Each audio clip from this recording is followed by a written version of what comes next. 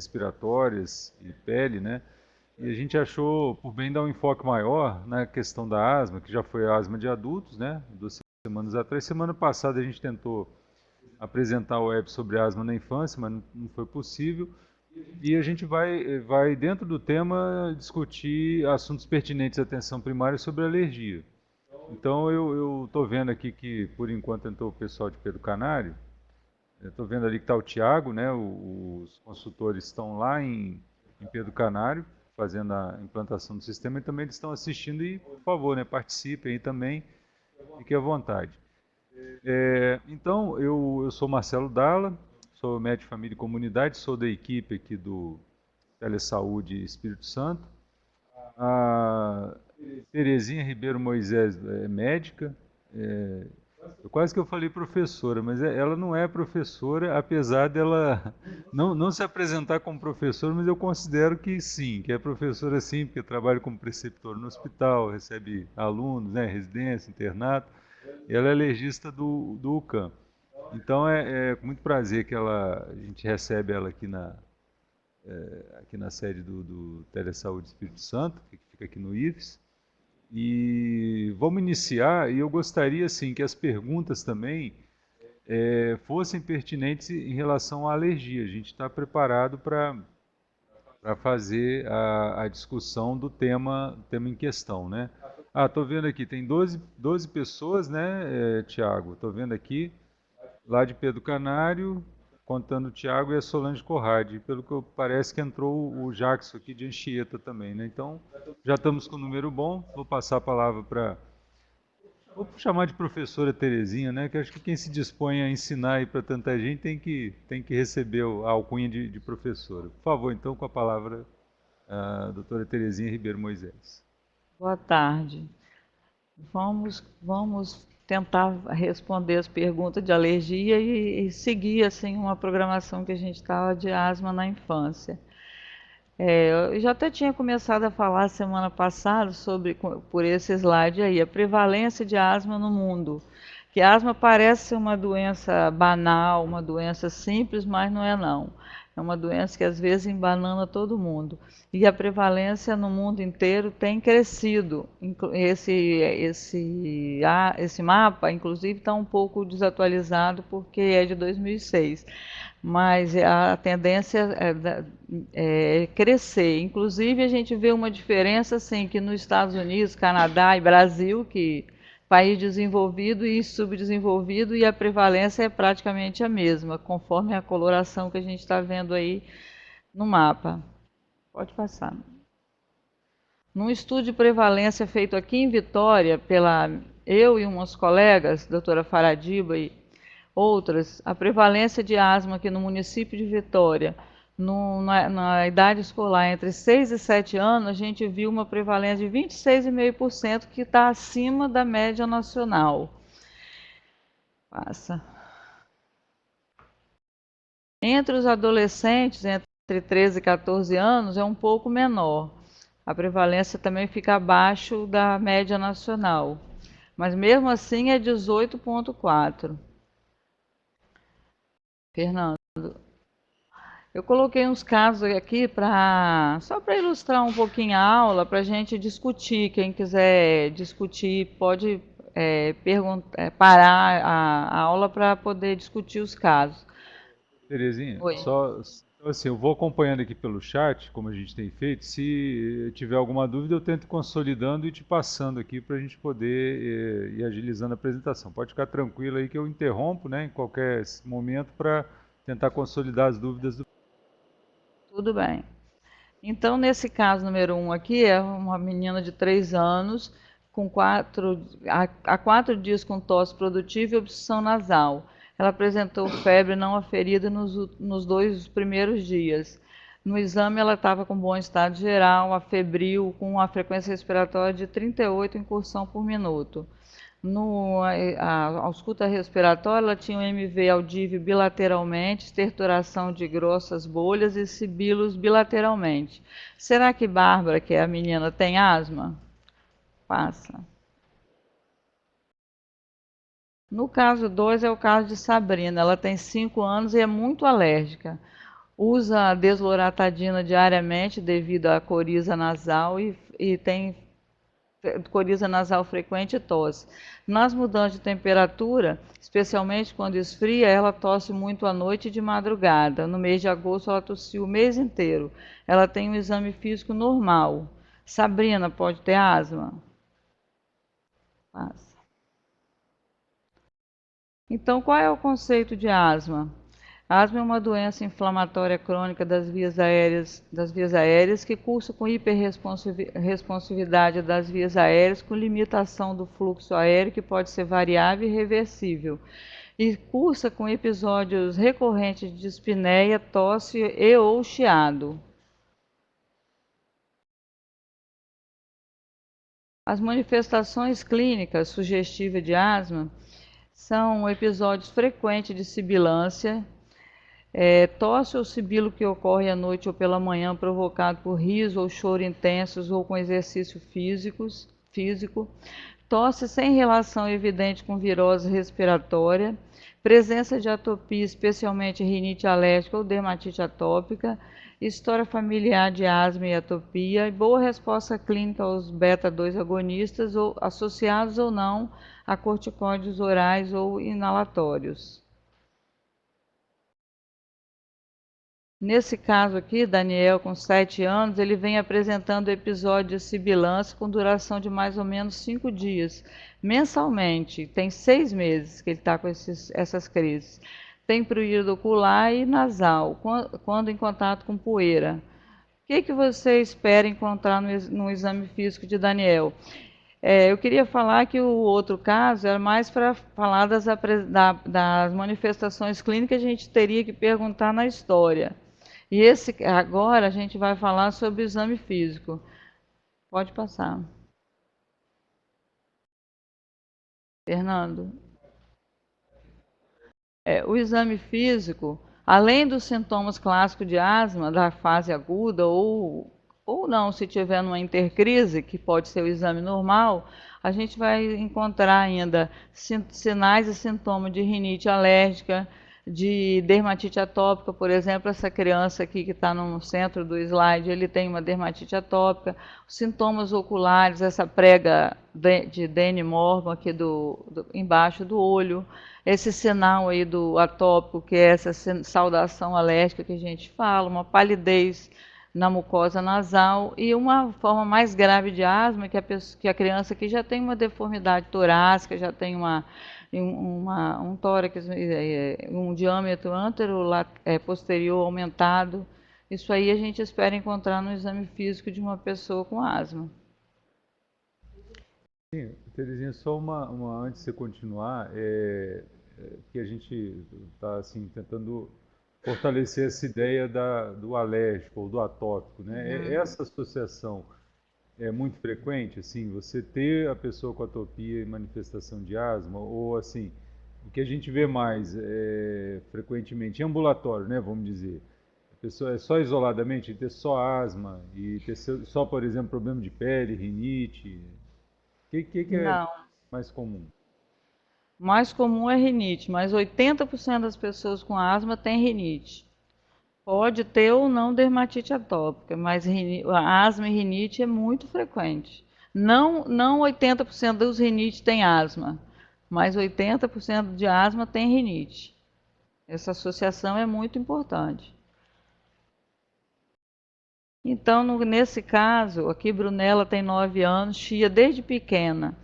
Uns dizem que ela tem bronquite, outros dizem que ela tem asma. Que geralmente tem essa confusão, até por parte dos médicos, porque parece assim, os pais, então você pergunta, tem asma ou teve asma? Eles sempre falam, não, tem bronquite.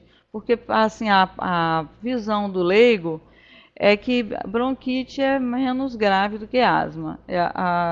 A imagem que a pessoa tem de asma é uma imagem de uma asma grave, já com muita dificuldade respiratória, aquela asma bem grave, mas a asma pode ser leve, moderada ou grave, conforme a gente vai falar posteriormente. Então, como sei se ela tem asma ou bronquite? Pode passar. No caso de asma, o diagnóstico de asma é feito diagnóstico clínico.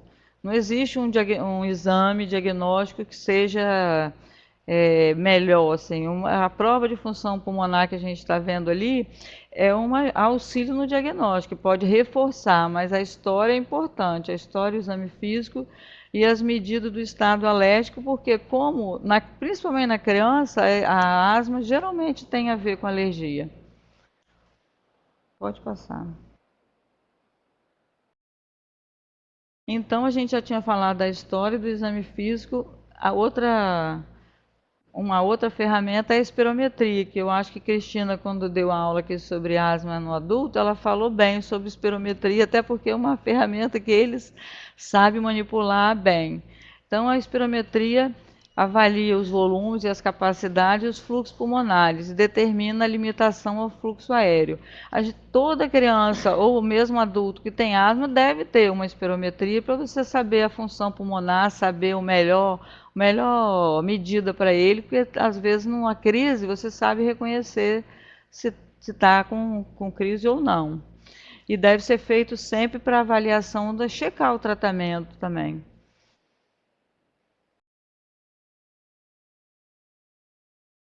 E os dados importantes que a gente avalia na espirometria são a capacidade vital forçada, o volume expiratório forçado no primeiro e segundo e a relação entre eles. E aqui aparecem umas curvas, né, de normal, com restrição, obstrução, que na asma geralmente é obstrução, ou um padrão misto. Pode passar. Uma coisa simples que a gente também geralmente tem em consultório ou até nos ambulatórios é a medida do pico de fluxo expiratório. Também é um aparelhinho simples, barato, que se fosse o caso todo asmático devia ter, para saber qual o melhor para ele e numa situação de crise ele saberia, se ele fizesse o teste, ele saberia que ele está descompensado. Então, é um aparelho útil que ajuda na monitoração do tratamento. No diagnóstico de alergia, assim que a gente falou lá atrás, que a alergia seria um fator de risco importante. Então, o que a gente dispõe, geralmente, é o teste alérgico ou a medida da IgE específica. No caso de asma e rinite, os fatores mais importantes são os aeroalérgenos. É comum a gente ver muito exame de alimento, de outras coisas, assim, que não fazem muito parte do nosso dia a dia, mas os dermatofagóides, que são os ácaros, que a gente conhece muito bem, a família Pteromycinos e Farine, e Blômia, nós aqui no Brasil, aqui em Vitória, principalmente nessa região litorânea, tem muita Blômia tropicalis, que é um outro ácaro. As baratas, que fazem parte da poeira doméstica, pelo de cão, gato, fungo e os pólenes, que são menos importantes aqui no nosso meio. É importante identificar a alergia, que aí você mais um fator de risco para desenvolver asma. Terezinha, deixa eu aproveitar e perguntar aqui. Eu sempre tenho muita dúvida, como clínico, da efetividade desses testes, né? Primeiro que o acesso, não vou nem colocar a questão, deve ser difícil para a maioria das pessoas aí que estão nos ouvindo, né, do interior. Eles podem até colocar no chat, por exemplo. Mas, assim, realmente, ele tem uma indicação, ele ajuda a gente a tomar decisões clínicas, os testes alérgicos, como eles são feitos normalmente. Digamos que a gente tem um acesso bom, né, que todo mundo consiga e tal. Tem uma facilidade para o teste. Vale realmente a pena fazer, identificar qual é o tipo de alergeno.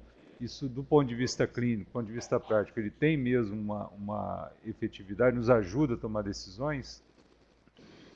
O teste é difícil até a gente aqui no CAM, nós não disponibilizamos desse teste, nem da IgE específica, que o laboratório não faz, só faz IgE total. O prick teste, ele tem um valor bom, ele tem um valor preditivo alto, principalmente se for negativo, que a especificidade é boa. O problema, a gente tem que considerar como é que se diz? A qualidade do teste. A qualidade do teste é super importante. A padronização do teste, você tem que ter teste que você confia. Hoje em dia a gente já tem extratos muito bons. Agora o acesso é difícil. Eu não sei se nem eu acho que nenhum hospital público, pelo menos que eu me lembre, faz. Entendeu? Eu já tive lá no Hospital das Clínicas, mas por falta de.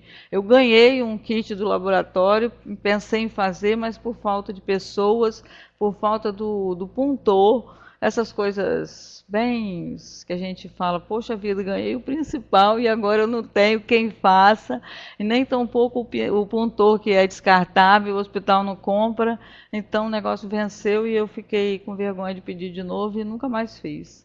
Então ele vale a pena. Se a gente, digamos que a gente tem um acesso fácil para pedir, a gente deve fazer, deve indicar. Eu, eu acho que deve, assim, principalmente numa criança maior. Não é que não possa fazer em criança pequena, pode fazer em qualquer idade. Se você acha que, por exemplo, a pessoa, vou fugir um pouquinho dos aeroalérgenos, vou falar ou de pelo de cão ou de um alimento. Se você suspeita que uma criança pequena tem alergia a leite que está causando sintomas, que aqueles sintomas que a criança tem devido a leite, por exemplo, pode fazer. Você tem que pedir a IgE específica, seja na pele ou no sangue. Se for IgE mediada, você tem condições de identificar. E outra coisa que a gente faz teste também é para fazer imunoterapia numa fase posterior, porque só aquelas pessoas sensibilizadas ou que você liga a causa e o efeito que vão se beneficiar com o uso da imunoterapia. Eu queria também falar uma coisinha antes de voltar da espirometria que eu esqueci de quando passei, que a espirometria é disponível tanto na Santa Casa, que outro dia a Cristina falou que só tinha no CRE, mas tanto na Santa Casa quanto no Hospital das Clínicas a gente faz espirometria. A pergunta que veio do Jacques é se nas unidades de Vitória é disponível a espirometria. Que eu saiba, dentro da unidade não sei se você tem alguma informação. Não, dentro da Diferença, unidade. né? Encaminha para ser feito, né? Mas dentro da unidade, eu sei que alguns países têm isso disponível, mas aqui em Vitória não. Não, dentro da unidade eu também desconheço, porque eu não trabalho nas unidades da Prefeitura de Vitória, mas no Hospital das Clínicas faz, e na Santa Casa também. Pode passar. Quando a gente fala em criança, a gente tem que pensar naqueles bebês cheadores. É uma categoria, uma idade diferente das outras idades. Geralmente os consensos são todos voltados para criança maior e adulto. Nas crianças pequenas, tem os sibilantes, que a gente chama de bebê cheador, sibilante e tal. Então, um grupo americano e outros também pelo mundo afora, distribuíram as crianças em 3 grupos principais. O primeiro grupo é aqueles sibilantes transitórios, que são aquelas crianças que já têm uma prova de função pulmonar alterada aos 6 meses de idade. Geralmente elas são frequentadoras de creche, têm história familiar de mãe fumante ou mãe que fumou na gestação. Então essas crianças elas começam a... Caiu aqui. Será que eu posso falar? Eu não fiz nada, né? Ah, é isso. Descansou. De vez em quando tem que mexer Ah, no tá, mouse. tá bom. Então, esses sibilantes aí, os pequenininhos, geralmente eles começam a sibilar muito cedo. E eles também param de sibilar cedo. Tem o outro grupo, que é o grupo daqueles que sibilam quando tem infecção respiratória, geralmente por vírus, rinovírus, os vírus da influenza. Eles também começam a chiar numa idade um pouquinho mais depois desse primeiro grupo, e eles param de sibilar geralmente em torno dos 10 anos. E tem aqueles que são sibilantes permanentes, ou estão ligados, persistentes, ou estão ligados a fatores de atopia familiar. Então é importante uma história familiar, mas principalmente materna, ou aquelas crianças que já têm dermatite atópica, que começa nos primeiros meses até de idade, no primeiro ano de vida, tem IgE alta e tem uma eosinofilia sanguínea. Então, esses são os candidatos a ter asma persistente até o resto da vida. Pode passar. Os critérios, quando a gente está diante de um lactente sibilante, você pensa nos critérios que vão somar, né? Tipo um score que a gente faz para definir se ele vai ser um sibilante transitório ou persistente. No caso, os consensos estabeleceram que um sinal maior, um critério maior e dois menores, sibilância mais um maior ou dois menores, ele define se aquela criança vai ser um sibilante persistente.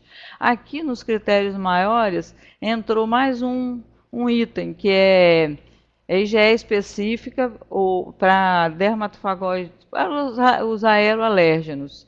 E nos critérios menores entrou IgE específica para ovo, agora esqueci, ovo, leite, tem outro alimento, acho que é amendoim. Então, são 3 alimentos. Amendoim, né? Então, com um critério menor. Pode passar. Esse caso aqui é mais um caso para a gente pensar no diagnóstico diferencial. Então, Giovana, ela tem 3 anos de idade, é tratada como asmática há 2 anos. Ela apresentou-se no pronto-socorro com nova crise de chiado no peito. Ao exame físico, ela tinha hipersonoridade à percussão e diminuição de murmúrio vesicular no hemitórax direito. A radiografia de tórax, na radiografia de tórax foi identificada uma pequena imagem radiopaca irregular que não havia sido localizada na análise de radiografias anteriores. O que pensar como diagnóstico diferencial? Passa aí, assim devagar, aí ó. Nem tudo que sibila é asma, entendeu? Então, às vezes essa criança foi tratada outras vezes como CB. Eu mesmo já tive uma criança com a mesma história. Essa história não é minha, mas eu já tive. E foi tirado exatamente um ossinho de galinha e ela ficou totalmente curada da asma. Pode passar.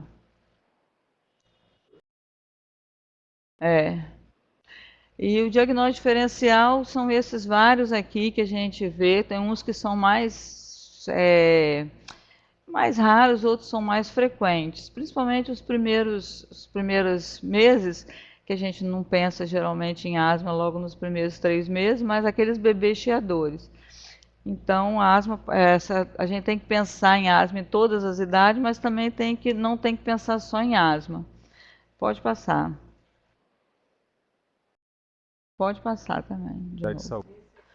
Esse é. Deixa antes de você continuar, você estava falando do outro caso aí, me pareceu pertinente. Uma dúvida aqui, o frio realmente ele é um problema, assim, para quem tem atopia ou asma, os dois juntos? O famoso choque térmico, a gente vê as mães assim tão preocupadas, não pode tomar banho quente, sair no frio, porque piora a alergia, da coceira, da rinite, provoca asma. Então, a gente vê esse cuidado excessivo com essas mudanças de tempo, mas, na verdade, isso realmente tem importância, até porque a gente tem cidades aqui que são frias, né, relativamente frias aqui no estado, e a gente viu, por exemplo, aí que a prevalência em Vitória, que é uma cidade, tem muita umidade e tal, mas é uma cidade mais quente, né, tem mais calor, apesar do momento de vento sul, a grande Vitória, vamos dizer assim, tem uma prevalência alta, né?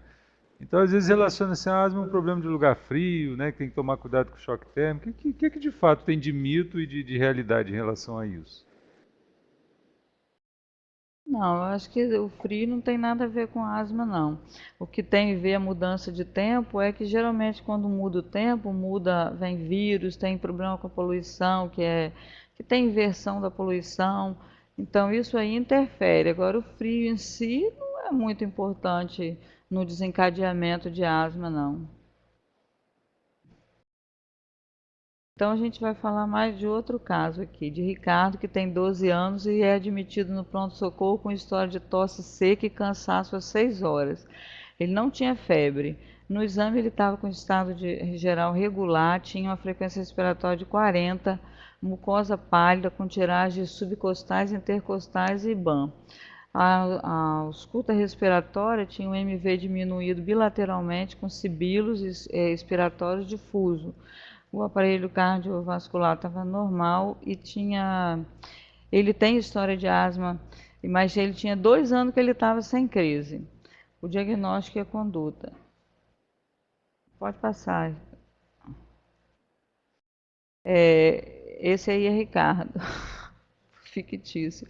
Aí ele estava em crise de asma. Pela descrição do exame físico ali da história, ele estava com asma. Então, quando você está diante de um paciente com asma, você tem que avaliar a frequência cardíaca, frequência respiratória, e se tiver a medida do fluxo expiratório, o uso da musculatura acessória, que ele já tinha uma tiragem, ele estava meio que dispneico, tinha a frequência respiratória alta, né, de 40, e o nível de consciência, que em determinadas situações a criança fica meio que agitada, então sonolento. E o cianose já é um quadro mais grave. Se puder medir a saturação, é bom. Aí tem aqueles quadrinhos que às vezes as pessoas não gostam de ler porque tem muitas palavras. Mas isso aí é classificação de asma, que ela pode ser da crise de asma. Pode ser leve ou moderada ou grave. Então, geralmente, você avalia os sintomas, os gerais, e vai vendo o estado mental, se tem dispneia ou não, como que está a fala, musculatura, uso de musculatura acessória, se tem sibilância ou não, a frequência, isso tudo você avalia e classifica a intensidade de acordo com, se tiver normal ou coisas leves, você classifica como leve ou moderado. Se estiver mais grave o sintoma, como asma grave. Pode passar. O primeiro tratamento de crise de asma é o beta-2 agonista de curta duração, que pode ser o fenoterol ou o salbutamol, e a preferência é por via inalatória. Tanto o salbutamol quanto o fenoterol, eles são disponíveis na forma de nebulização ou de spray. E o uso de cada um, eu vou ficar falando de dose aqui não, porque as doses tem tudo quanto é livro e tal, mas tanto a nebulização quanto o spray, eles têm o mesmo valor, tá certo? Aí eu sou obrigado a te fazer uma pergunta, né, da nebulização. Às vezes a gente vê assim, em caso de crise de rinite, ou vamos dizer assim, casos que não são asma, né, vem com um quadro respiratório. Aí a gente vê frequentemente as pessoas indicando e prescrevendo, inclusive, nebulização com soro, né? Ou até às vezes mesmo com fenoterol, para dizer bem a verdade. Então, eu queria a tua opinião, assim, efetivamente a nebulização, ela é para crise, ou teria alguma outra indicação? Você está falando de crise, tratamento da crise, né? Nebulização com fenoterol, com problema de fatrópio, é nesses casos, ou a nebulização com soro tem alguma indicação, com soro puro? Que é? O que a gente pode indicar aí para os colegas que estão em unidade de saúde? Ó, a forma de aplicar a nebulização, por exemplo, é um jeito de levar remédio ao brônquio. Então, o ideal é usar numa crise, ainda mais que é broncodilatador, você leva o remédio até o brônquio. Assim, só com soro fisiológico eu não vejo razão nenhuma para usar, exceto se for para dar uma molhadinha na via aérea, mas como sorinho nasal resolve, eu acho que é muito melhor. Para a rinite, por exemplo, se você quiser usar soro, é melhor você usar via conta-gotas ou via spray. Agora, na nebulização é para levar remédio mesmo. Porque tem pessoas que falam, não, não faça nebulização, faça bombinha. Outras falam, não faça bombinha, faça nebulização. Se você considerar, ambos são a eficácia é semelhante. Você tem que levar em consideração a praticidade um aerosol mais um espaçador. Você tem que levar em consideração a aceitação, que às vezes as crianças ou a própria mãe que demora 1 minuto para fazer o spray, demora 10, 15 minutos, criança chorando e tal, então é mais prático fazer o aerosol do que a nebulização, mas para você dar medicação é semelhante.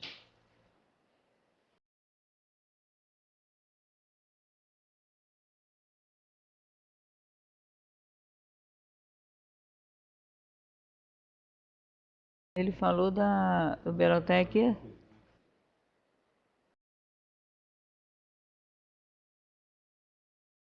Eu não entendi direito, não. Talvez eu vou falar. É, pode passar. Na crise leve ou moderada, isso aqui é um algoritmo de tratamento de asma no pronto-socorro. Passa aí, Fernando, faz favor. A primeira medicação é o beta-2 agonista, conforme eu falei, seja de uma forma ou de outra. Você faz 3 vezes a cada 20 minutos, reavaliando a cada nebulização ou cada spray que você usa. Se melhorar, dá alta com orientação de tratar de 5 a 7 dias. Pode passar, Fernando. Se você avalia se o paciente está tomando corticoide oral em casa, aí você mantém ele, e se não tiver, você inicia. Se você faz o beta-2 três vezes em 1 hora, né, a cada 20 minutos, não melhorar, mantém observação, repete, sempre rechecando depois das nebulizações. E já, se não iniciou, inicia o corticóide oral, avalie a saturação de O2, se tiver maior do que 92 está bom, se tiver menos, você considera que não melhorou, e aí pensa já em internar e fazer a medicação mais agressiva, assim, tipo internar, fazer hidratação venosa, associar o bromedo de ipatrópico, que tem situações que você já fez o bromedo de ipatrópico na primeira hora, que é uma indicação que algumas escolas até estabelecem. Tem uma crise de asma, você já faz logo o bromedo de ipatrópico na primeira hora. Se bem que esse tratamento seria para crise grave. Ou então, se você não fez e não está melhorando, aí você faz o bromedo de ipatrópio nessa hora aí, que já não está melhorando mais. Assim, só com um beta-2. E oxigênio. Nesse caso aí, Ricardo, ele teve alta, ficou assintomático durante 20 dias. Depois ele teve nova crise. Ou melhor, após aquela crise, ele vinha apresentando chiado aos exercícios, acordando pelo menos uma vez por semana com tosse, e todo dia de manhã ele tinha necessidade de usar salbutamol porque ele ficava cansado. Então ele foi na unidade básica de saúde e lá pediram ele para fazer salbutamol. Aí a gente pergunta, o que podemos fazer para melhorar o tratamento de Ricardo? Passa, o Fernando. Eu botei esse slide aí, mas não é para assustar, é para falar um pouquinho da inflamação, porque a asma, ela não é uma doença que só tem uma broncoconstricção. Por isso que a gente não trata só com broncodilatador. Então, aqui é mais ou menos aquele esquema que tem, geralmente, nos livros, que o alérgeno, aí no caso também pode ser um vírus, ele ativa as células inflamatórias, faz um desarranjo aí na mucosa, que cursa com edema, com hipersecreção, vasodilatação e vasoconstricção. Pode passar. Então, outro medicamento que a gente usa nesses casos, passa, Fernando, por favor, são os corticoides inalatórios. Os corticoides inalatórios geralmente são usados para manutenção. Aquele menino saiu da crise e agora ele está precisando, porque ele era um asmático ele tinha 10 anos, se não me engano, 12 anos, até 10 anos ele teve crise, ficou 2 anos bem, depois ele teve uma crise forte que precisou ir para o pronto-socorro. Na alta, mandaram ele fazer salbutamol e acabou. Ou nada, porque ele fazia salbutamol quando ele precisava. Então, esse tratamento é tratamento de manutenção. Nas crianças, e a maioria das crianças tem asma leve, seja intermitente ou persistente, a gente começa com uma dose de corticóide inalatório com o objetivo de reduzir os sintomas, de reduzir a necessidade de medicação de resgate, que seria o beta-2 agonista, reduzir o número de hospitalizações, senão você bate no pronto-socorro, faz o tratamento, se não fizer medicação de manutenção, ele vai voltar. Uma melhora da função pulmonar e da hiperresponsividade da via aérea. Pode passar, Fernando. Terezinha, antes de continuar, Oi. acho que tem a ver com a pergunta do Jackson, a preocupação dele com o uso de nebulização em domicílio, né? Porque eu vou colocar a minha visão assim bem rapidamente, que assim, às vezes a gente recebe na unidade de saúde uma criança em crise que já nebulizou em casa, né? Então assim, a gente sabe que tem um uso largo hoje em dia, até porque o aparelho é barato e é praticamente impossível se evitar que a pessoa tenha um nebulizador em casa. Então, como tem sido essa orientação para as mães e para a gente também quando chega a mãe falando que, ó, nebulizei em casa, né? A gente recomenda que ela tenha um nebulizador. Quando chega também, assim, a gente considera que foi efetivamente feita uma medicação, é para considerar como uma nebulização, porque isso conta na hora de você avaliar a gravidade, né? Queria que você ponderasse um pouquinho sobre isso para a gente. Não, eu acho que a gente não tem que mandar as pessoas comprarem nebulizador, não. Hoje, a disponibilidade da medicação inalatória está em tudo quanto é canto. Nós estamos tendo medicação gratuita, doada assim, pelo governo, do salbutamol, no caso. Então, eu acho que a gente não tem que mandar comprar nebulizador. Eu falei aquela hora porque, às vezes, as pessoas pensam que nebulização não tem valor, só o spray. Não, o spray e a nebulização têm valor. Agora, se seu filho tem asma? Tem. Então você tem que fazer um plano de ação para ele, para a crise. Sempre que tem asma, a gente ensina. Ele não está fazendo automedicação. Você ensinou a ele, no primeiro sintoma de asma, ele já fazer sua medicação. Entendeu? Que geralmente é medicação inalatória via spray mais espaçador. Ele geralmente, no caso da nebulização que você perguntou, a mãe faz, mas geralmente ela faz com subdose de beta 2, porque eles têm medo de Berotec. Faz assim, mais uma gota porque tem medo. Então, geralmente a gente não considera essa dose feita em casa, não. Você usa e tá, ainda mais que está chiando ali, você não está tendo controle, você continua fazendo. Até porque o efeito colateral, além da taquicardia, é muito discreto. Aquele de hipopotassemia, a gente não vê muito esses sintomas. Mas se a mãe já fez, conforme a gente às vezes faz um plano de ação para as emergências, você tem que considerar que ela já usou. Entendeu? Se fez técnica, às vezes você checa a técnica lá na hora, no pronto-socorro, e você já desconta aquelas que ela fez em casa. Já que você está dizendo que respondeu a dúvida ali, né? Eu acho que é de várias pessoas essa questão, então talvez a gente tenha até, me ocorreu agora, que nosso papel também é educativo, né? Como profissional de saúde. Da gente orientar, ter mais zelo na hora de orientar as pessoas sobre o uso de nebulizador em domicílio, né?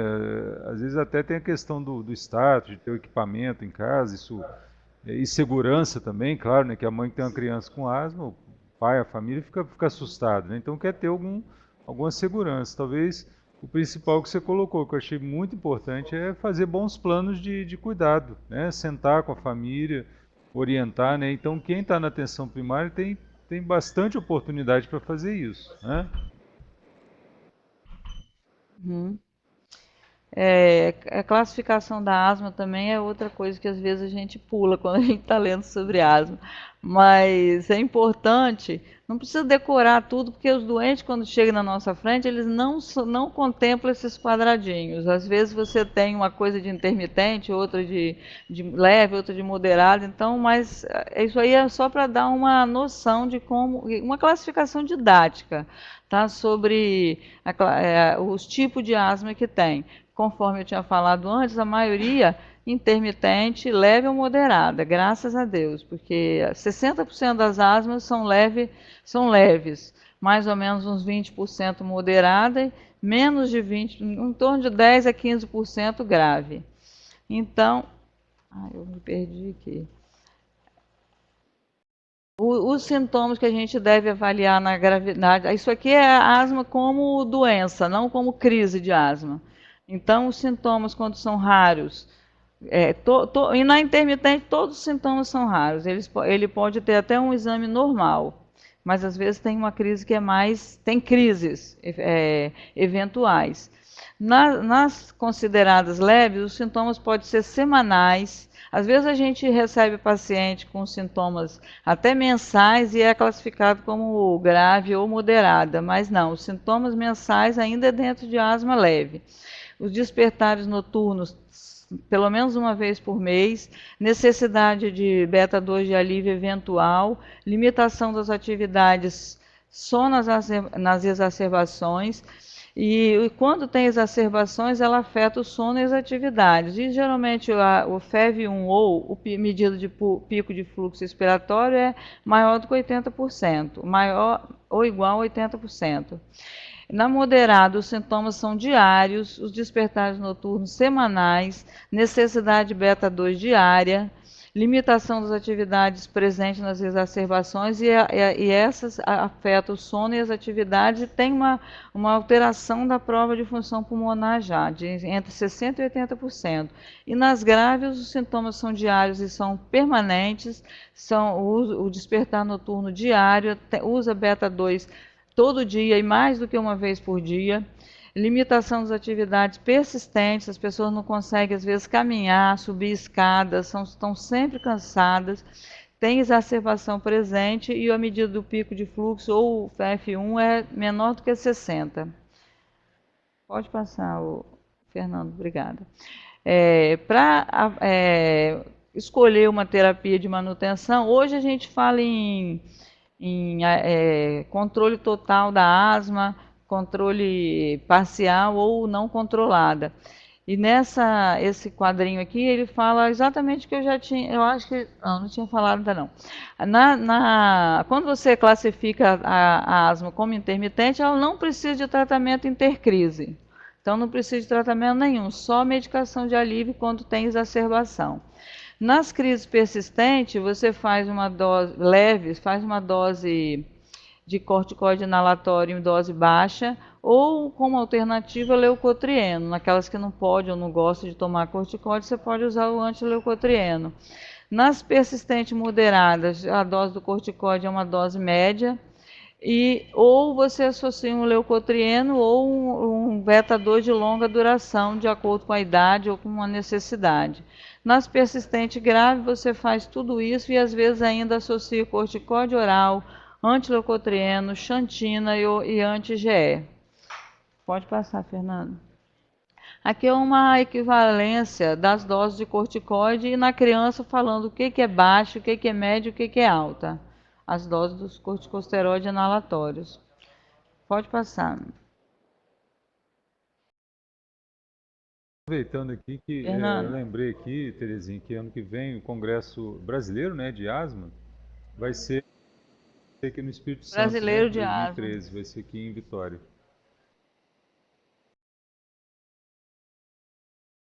Isso mesmo, vai ser aqui está programado, acho que no primeiro semestre do ano que vem, o Congresso de Asma, que chama Asmão, vai ser aqui em Vitória, e todo mundo vai poder participar.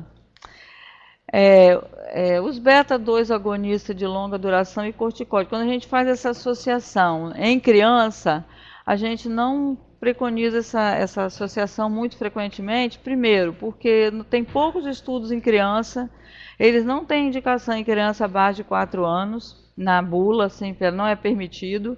A maioria das conclusões é extrapolada, você tira de adulto e passa para criança sem estudo. Na infância, geralmente a asma não é a mesma, é outra doença. E a maioria da asma na infância geralmente é controlada com corticóide, baixas doses de corticóide, porque a maioria são asma persistente e leve. Pode passar. Quando você usa antileucotrieno na asma, naquelas casos de asma leve, nas asmas moderada ou grave associada a corticóide inalatório, uma indicação muito boa é na asma induzida por exercício, ou naquela sibilância induzida por vírus. Asma induzida por aspirina não é muito comum em criança, embora não seja, exista casos. Naquelas asma noturna, que são equivalentes às vezes de tosse, a pessoa só tosse, não tem aquela asma clássica. Como medicação única para você tratar rinite e asma. naquelas pessoas que têm dificuldade em aderir à medicação inalatória, e é segura. O antagonismo do leucotrieno é muito seguro. Nesse caso aqui, aquele mesmo paciente nosso que estava usando, ele começou a usar o Clenil, que é a medicação que a gente disponibiliza aqui no SUS, que é a beclometasona. Ele estava usando 750 microgramas e ele entrou novamente em crise. Foi para o pronto-socorro, ele estava se sentindo bem. No dia da consulta mesmo, ele estava se sentindo bem, dizendo que, mas o pico de fluxo expiratório dele estava em 63%. O que a gente tem que fazer com essa criança? Pode passar, Ricardo. Já mudei até o nome do menino. Aí, o objetivo do tratamento da asma é isso, é controlar, é o controle total. Hoje a gente fala sempre em controle total, para poder obter um controle, uma vida boa hoje e prevenir riscos no futuro.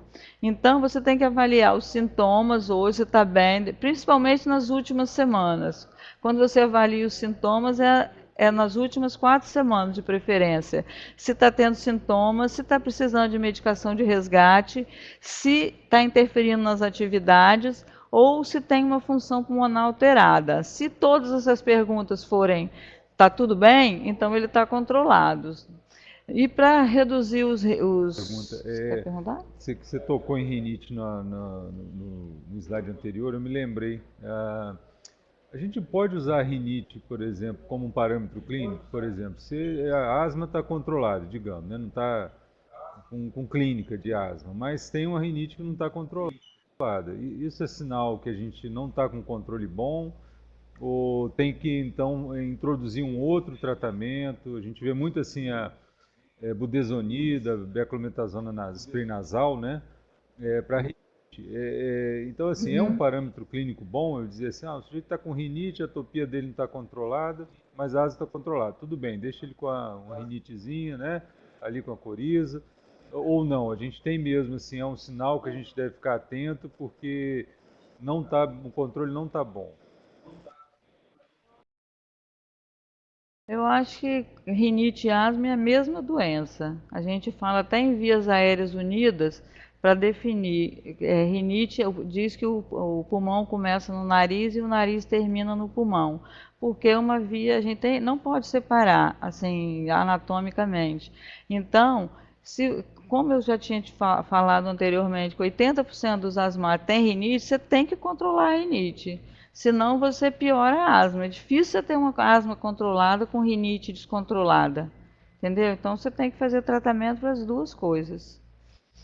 Então, continuando aqui, para obter um controle, você está pensando nos riscos do futuro. Então, por quê? Porque se você não mantém um controle bom, você define como aquela pessoa, no caso as crianças, que vão ter uma asma crônica ou asma com lesão pulmonar, aquele remodelamento que a gente ouve tanto falar. Então, você tem que reduzir essa instabilidade. Melhora, piora, melhora, piora. Isso é pior do que ficar com uma asma, às vezes, mal controlada, piorada. Prevenir exacerbação. Você, por exemplo, está tendo sempre crise, você trata a crise e não faz uma manutenção, você também piora a qualidade desse pulmão. E consequentemente, perde a função pulmonar e usa o remédio. E normalmente com efeito colateral. Você tem que pensar nesses efeitos também, com tratamento a longo prazo. Pode passar. Esse aí é o nível de controle. Quando você usa as medicações, você espera isso, que eu tinha falado antes também, de ter um paciente totalmente controlado. Você espera que quando você está fazendo um tratamento bom, ele não vai ter nenhum sintoma, vai parecer que não tem nenhuma doença. E nesse caso você não suspende, nem deixa os pacientes suspender a droga, porque eles vão achar que já estão bons e pode suspender. Aqueles parcialmente controlados, eles vão ter ainda sintoma de pelo menos uma vez por semana em qualquer época. E os não controlados, eles vão ter sempre sintoma. Pode passar. O fator de risco para asma é fator genético, que ocorre um desequilíbrio da citocina, um predomínio de TH2 em relação a TH1. Os fatores ambientais, as infecções, os alérgenos, os poluentes e estresse. Isso é condicionante para ter asma. Pode passar. Isso aí são os fatores desencadeantes. Existe aqueles indutores e os provocadores. Os indutores, eles aumentam a gravidade e influenciam na inflamação, que são os alergenos e os vírus, por exemplo.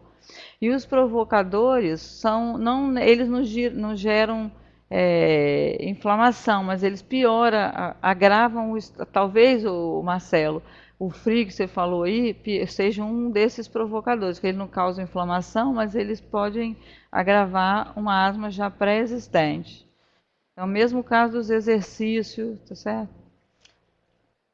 Pode passar. Esses são os nossos velhos conhecidos aeroalérgenos, que são os ácaros, que são os mais importantes, os pelos de cão e de gato, as baratas, pólen. Pólen no nosso meio não é importante. Os fungos, que é muito importante. Pode passar. Como?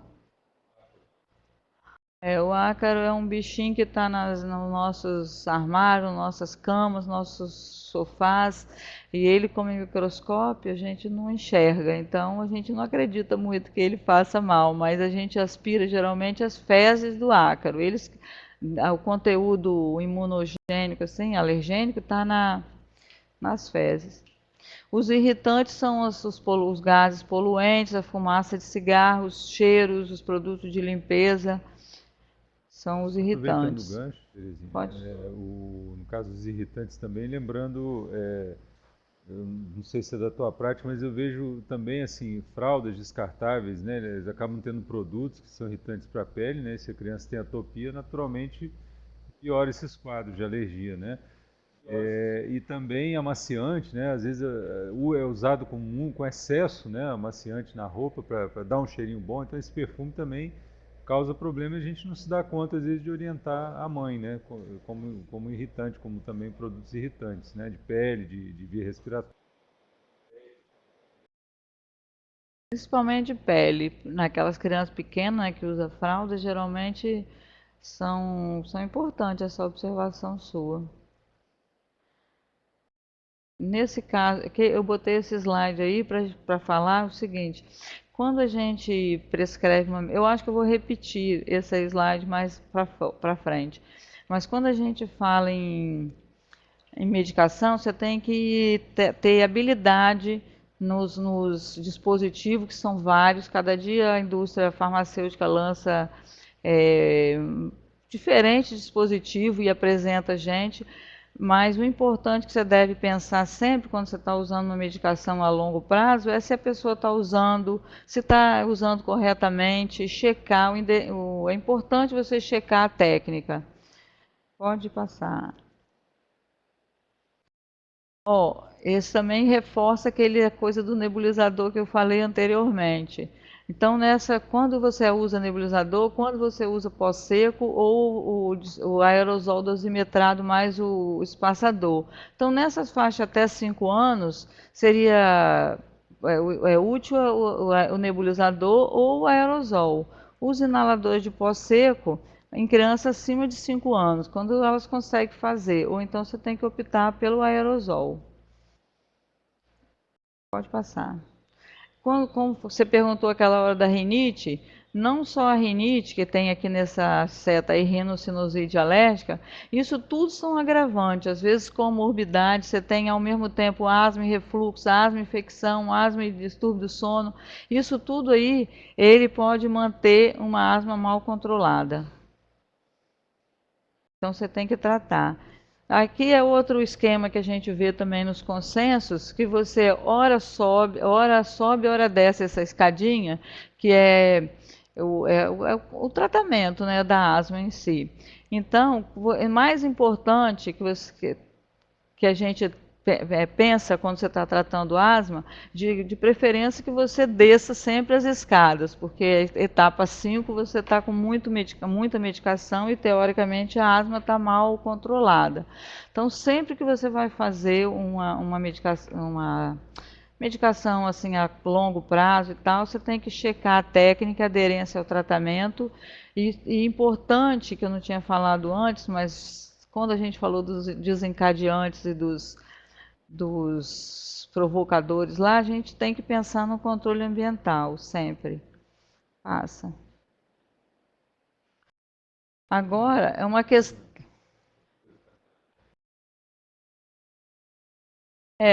Uma questão, um outro caso aqui, que é uma questão importante, nesse caso aqui, a Júlia está usando Alvesco. Alvesco é um corticóide inalatório. Há 2 meses, para uma asma persistente e leve, está bem. A mãe quer saber se já pode suspender a medicação, porque Júlia não teve mais crise. Ela tem receio do uso do corticóide, porque ela sabe que atrapalha o crescimento das crianças. Então, é uma pergunta muito frequente as mães fazerem para a gente. Quando suspender e quais são os efeitos colaterais dos corticóides inalatórios? Pode passar. Então, para você saber quando suspender os medicamentos, você tem muitas variáveis que você tem que levar em consideração. Não só os sintomas. No caso, ela estava livre dos sintomas, mas nós sabemos se o pico de fluxo respiratório dela estava bem, a prova de função pulmonar. Isso vai melhorando com meses ou até anos com o uso do tratamento. Então, a gente não pode suspender só baseado numa informação clínica. Pode passar. E quanto ao crescimento, esse trabalho aqui, publicado em 2000 pelo New England, ele mostra a segurança do corticoide. No caso, eles usaram a budesonida. E eles viram, esses autores, que o crescimento tinha uma diminuição do crescimento em torno da velocidade do crescimento, em torno de 1 centímetro mais ou menos no primeiro ano de uso do remédio. Depois, a partir do 2º ano, eles igualaram ao placebo e ao nedocromil, que é uma cromona, que não é corticoide. Então, a gente vê que tem segurança. Pode passar. Nas considerações finais que eu queria mostrar, era que sibilância na infância, você tem que pensar naqueles diferentes fenótipos. A atopia está relacionada ao sibilante persistente. A asma é uma doença inflamatória crônica que é igual ao uso de corticóide inalado nos casos persistentes. Tratar precocemente e geralmente a longo prazo. O melhor tratamento é aquele que você vai estabelecer para o paciente, que você acha que ele vai aderir e o uso correto dele. E sempre tem que manter uma relação saudável entre o médico e o paciente ou os seus familiares. Pode passar. Não importa o que você lê, os diretores, tem muitos consensos, muitas diretrizes que você tem para ler a respeito disso. Mas se você não tiver um bom relacionamento médico-paciente, não adianta que ele não vai ter nenhum tipo de eficácia nesse tratamento. Passa aí, Fernando. Eu coloquei aqui os últimos slides mais para mostrar assim, a técnica de nebulização e dos aerosóis. Nebulização, aqui, ó, isso aqui a gente vê essas 2 crianças aí em pronto-socorro, geralmente a gente vê. Pode ser até uma coisa agradável de fazer, social, né, que eles estão juntos. Eu uso aqui essa outra parte dessa pessoa adulta, ela está usando o nebulizador de forma incorreta. Normalmente o nebulizador tem que ficar acoplado à face, pegar o nariz e a boca, respirando pela boca, sentado ou em pé. A bombinha, que normalmente é apelidada os sprays, os aerosóis, a bombinha tem muito preconceito, a gente sofre muito preconceito em relação à bombinha. Muita gente, mesmo que esclarecida, elas acham que bombinha faz mal para o coração, bombinha dá taquicardia, dá ataque cardíaco, que eles falam. A gente tem um trabalho muito grande em fazer com que as pessoas entendam que existe bombinha de crise, existe bombinha que não dá, que para melhorar a crise, que não dá taquicardia. É muito importante essa abordagem para os pacientes. Isso aí é técnica de usar o aerosol dosimetrado para chegar no pulmão. Geralmente a gente não coloca o dispositivo dentro da boca, você coloca um pouco afastado para diminuir o impacto no palato e tem que fazer a manobra. Isso só criança mais velha que consegue ou adulto. Pode passar. Aqui é a mesma pessoa que existe a forma de bocal, que não precisa botar a máscara. Então a gente faz de acordo com a vontade da pessoa, mas o importante é sempre checar. Pode passar. Aqui tem várias idades, você faz de várias maneiras, mas todo mundo pode usar o espaçador. Sempre lembrar que tem que disparar um jato de cada vez, independente da pessoa usar 3, 4, 5 jatos, tem que fazer um de cada vez. Pode passar. Aqui para verificar o conteúdo, que muita gente só saculeja e às vezes tem gás ou a bombinha. É difícil você checar como que a bombinha, quanto que a bombinha está vazia. Então a gente ensina os pacientes que você colocando dentro de uma vasilha d'água, quando ela está vazia, ela flutua, e quando ela está cheia, ela mergulha, ela afunda. E quando tem remédio, ela fica meio que horizontalizada no meio do líquido. Pode passar. E esse é o aerosol, é o pó seco de uso mais frequente, tem vários modelos. Pode passar que está só explicando. Então, geralmente no CREA aqui metropolitano, a medicação que eles dão é essa na forma de aerolase, que é esse dispositivo. Então aqui está ensinando, mas eu coloquei mais esses últimos slides para a gente entender que tem que avisar para o paciente. Não adianta você não explicar para ele, não mostrar o dispositivo, que eles vão chegar lá, ver aquele modelo lá que ele não sabe, às vezes não sabe nem abrir.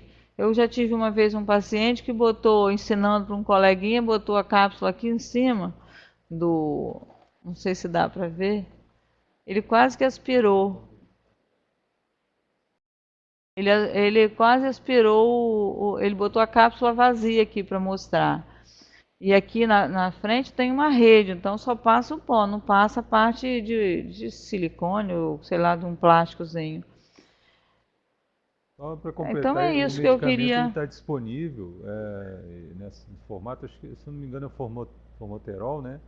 Ele tem Formoterol e no CRE, budesonida. mas quem tiver no interior ou unidade de saúde, ele pode orientar a pegar o medicamento. Tem um formulário, né, de medicamento de alto custo, alguns deles estão disponíveis, né? Geralmente De é alto o custo. pneumologista que preenche, mas a renovação o médico da unidade de saúde pode preencher também, né, a atualização. Se é um medicamento de manutenção, tem sido aceito, porque a pessoa não pode ficar sem o medicamento. Mas na maioria dos casos, né, Terezinha, tendo a beclometasona, eu estou vendo o pessoal aqui dizendo que Anchieta e Muniz Freire, que eu consegui o retorno, eles têm disponível lá, acredito que seja bem disseminado aí a medicação, além do que também dá para pegar na farmácia popular, né? Também tem os lugares que tem, também dá para conseguir.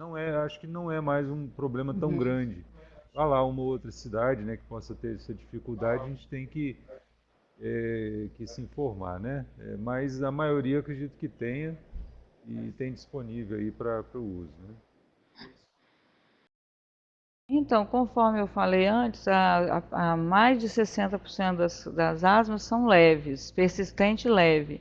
Então, os persistente e leve, até moderada, assim, moderada, você pode usar beclometasona pura. Você pode aumentar a dose da beclometasona, fazer uma dose mais alta e depois vir diminuindo. O objetivo é fazer uma dose, a mínima dose, para você ter um melhor controle de sintoma. Então, a maioria você precisa tratar só com beclometasona, que é disponível, conforme você falou, nas redes municipais e agora na farmácia popular.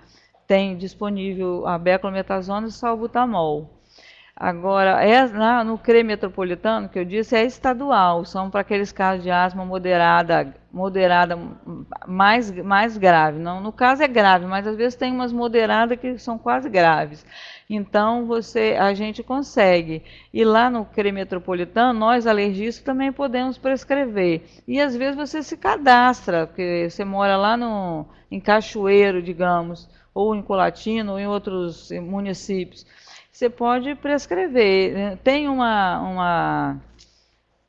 certo controle que no CRE que eles pedem para ser pneumologista ou alergista para prescrever a medicação para asma leve. Essa formoterol e budesonida, que é essa associação, ou fluticasona e salmeterol. Nesse caso, é medicação de segunda escolha, geralmente é só tem os médicos credenciados, no caso, lá seria no hospital infantil, até os antileucotrieno tem também lá no CRE metropolitano, mas casos especiais e geralmente é disponibilizado no infantil. As pneumologistas do infantil, elas que liberam. O problema é a liberação. Era isso que eu tinha para falar. Terezinha, né, pela disponibilidade de horário, né, semana passada semana passada tivemos aquele pequeno problema, e a gente vai continuar recebendo aí os pedidos, né, de apresentações, e pode ser que a gente volte nesse tema em algum momento, porque ele é muito relevante e muito prevalente aqui no nosso meio, e também a gente tem melhorado o manejo, né, Terezinha, mas a gente vê que ainda precisa, assim, somente a asma leve para melhorar o controle, né? Então, queria agradecer e fica o convite aí para voltar em outros momentos. A gente vai tentar deixar essa apresentação na página, né, para outros que puderem assistir. Então, obrigado e até a próxima. Obrigada.